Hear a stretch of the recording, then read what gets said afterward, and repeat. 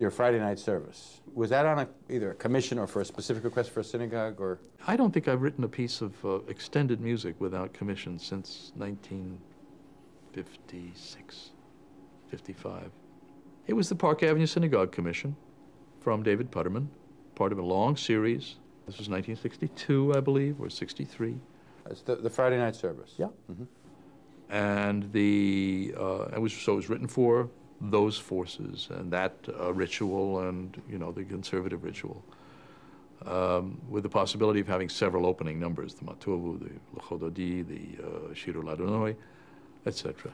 The Friday night service was orchestrated? Friday's service is now orchestrated as of 1991, all together, all of it.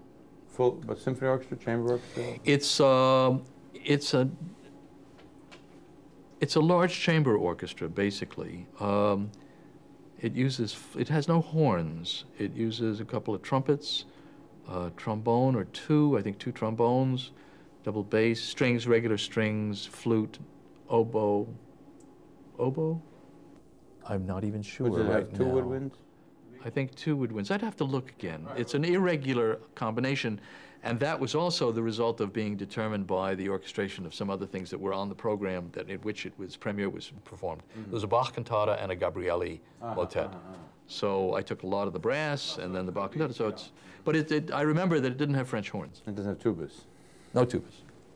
No tubas, no Affenklaids, no Wagner tubas even. Or any kind? No double bass clarinets. How did you treat, or how did you deal with the idea of nusach hatfilah in there, of traditional material? I did not concern myself with that at all.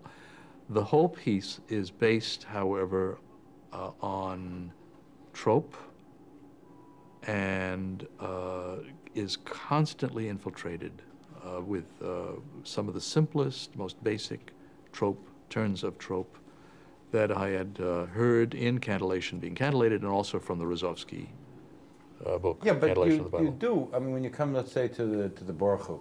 Yes. So is that freely It's composed? Made up. Completely, you're paying no attention to what is the... Completely made up, not for the modes of Shabbat, nothing. No. But subconsciously, it sounds... So, subconsciously, I think it has character. But as far as you're concerned, it's totally... It was totally free. Free, I mean... Totally free, except for, as I say, this constant reference in the composed music of that, not so much the melismatic, but the other, to cantillation. And I must say, let me just relate this incident, this anecdote to you, which is something that meant so much to me.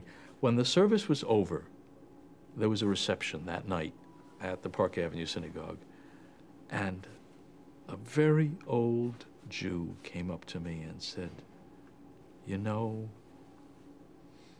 for the first time since I arrived in the United States from Odessa, I felt that I was home in my little shul.